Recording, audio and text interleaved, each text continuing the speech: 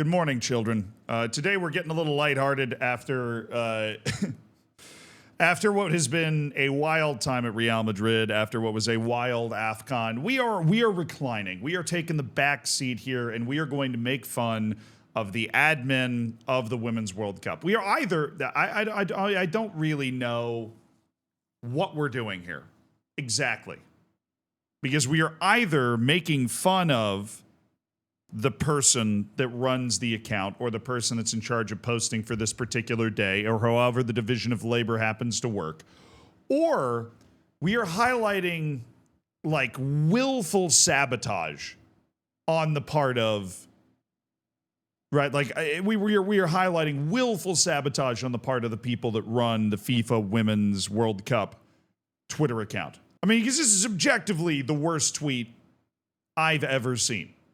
Anybody with 3 brain cells to rub together for warmth would be able to tell you that it was a bad idea to tweet out what they tweeted. And yet, as is so often the case with any social media post anywhere, there is always the chance, it's Homer Simpson with his finger over the button. Get ready, he's about to do something stupid. Something stupid is about to happen. And that is what we were sitting here beholding from the FIFA Women's World Cup Twitter account. They pressed the button.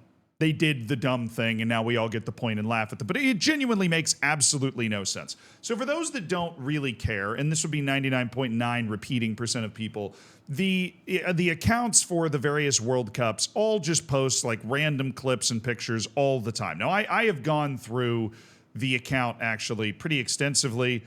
They've got random articles on FIFA.com that, even though the account has 1 million followers, they get 18 likes, right? They don't really tweet in a way, they don't post. This isn't just like a problem on Twitter, it's a problem everywhere, right? They don't really post in a way that actually is successful. They're just kind of throwing stuff up.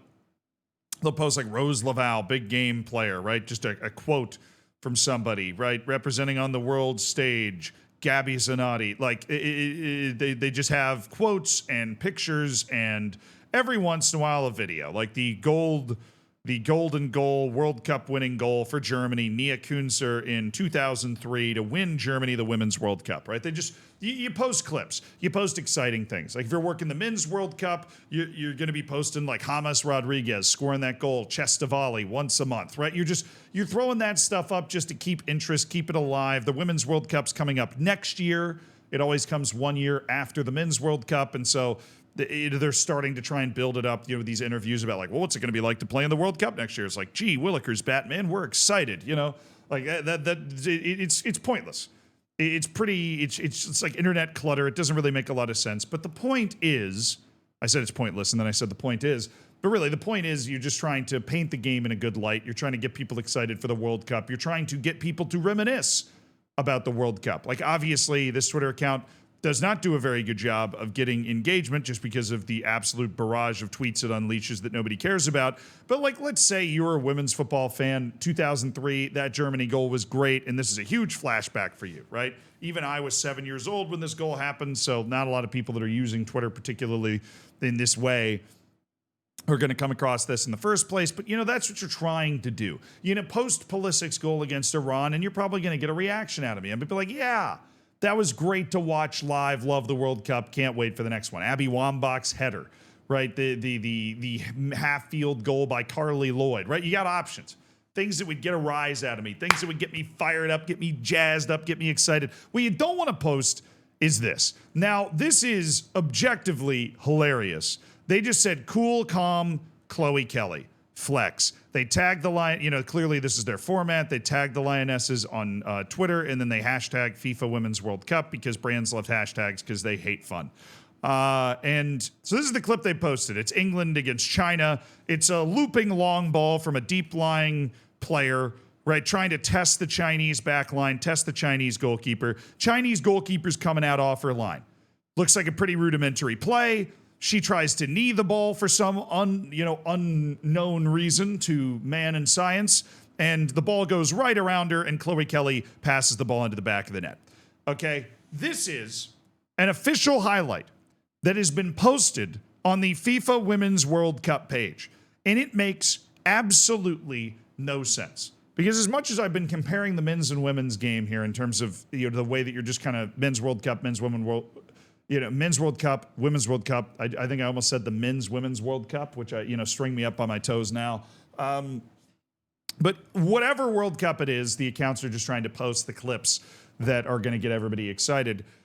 Particularly on the women's football side, you want to post clips that are going to fight back against the stereotype that women's football is not worth watching, or that it is somehow vastly inferior, that it is not worth your time. And my argument has always been, even if you do believe it's vastly inferior, it's still worth your time because you just get more international football and like rah-rah us versus them to care about. But I don't, there is fabulous football being played in the Women's World Cup. Look at these highlights that have been unleashed on the same page. This is an amazing highlight. You get a ball through, you get a nice goal, you get a great celebration shot, right? And I'm just going to rub this in there for my English fans. There you go, little T-sip, how you do? You can win the European Championship. You can't beat us in the World Cup. Good luck. You also get highlights, not just to get like all rah-rah American on you. You get like this. This is a nasty little move right there. Like, that's some sauce, dude. And you get the slow-mo, the NFL films slow-mo, a little sauce, embarrassing the defender. You have clips like this, right? Of course. This is women's football at its very best, at the very top level, in a way that it is, even more so than men's in some cases, because the international game is more important on the women's side relative to the club game. You have plenty of clips to choose from that don't involve a horrific goalkeeping mistake. And before you go saying, well, it's just because goalkeepers in women's football are so bad, like, do you really think the Men's World Cup page is going to post Rob Green's, is going to post Ghana's goalkeeper palming the ball out of the sky and literally throwing it at Ronaldo's foot to concede a goal? Right? Like, goalkeepers make mistakes. It's a nature of the position. Women's goalkeeping's come a very long way in the last 10 years. It used to definitely be the weakest part of the sport, but you can tell over the last 10 years how much better goalkeepers in women's football have gotten. Doing away with the often cited and always stupid make the goals smaller argument, which would make the game less successful. Doesn't help anybody, right? I mean, some short dude in a third division somewhere is figuring out perfectly fine how to cover the goal. And, whatever. I'm too tired. I can't form a coherent sentence. I think you understand what I'm talking about in that regard. Goalkeepers make mistakes all the fucking time. They miss a touch. They accidentally pass the ball into their own net and everything in between. It is just either belligerent incompetence or like somebody is actively trying to harm women's football with this type of posting. Because in the men's game, you just never do this. Or maybe you do like top mistakes at the World Cup, but still, if you're the big brand that's putting on the tournament, you're not going to want to rub somebody's nose in the mud here about that horrible mistake they made at the World Cup one time that they surely haven't lived down anyways. I'm sure this goalkeeper for China has probably been dealing with the repercussions of this mistake for the rest of her career, right? Like, all of that comes together to create a situation where it boggles my mind. I cannot imagine the meeting, the content plan that was delivered where they thought that this was okay.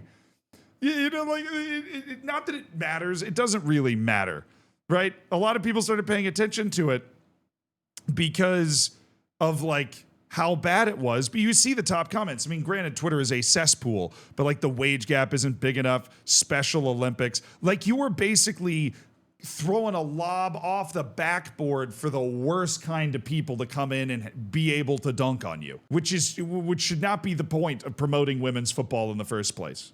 Just a very, I don't know. It's like the worst tweet I've ever seen when you contextualize it.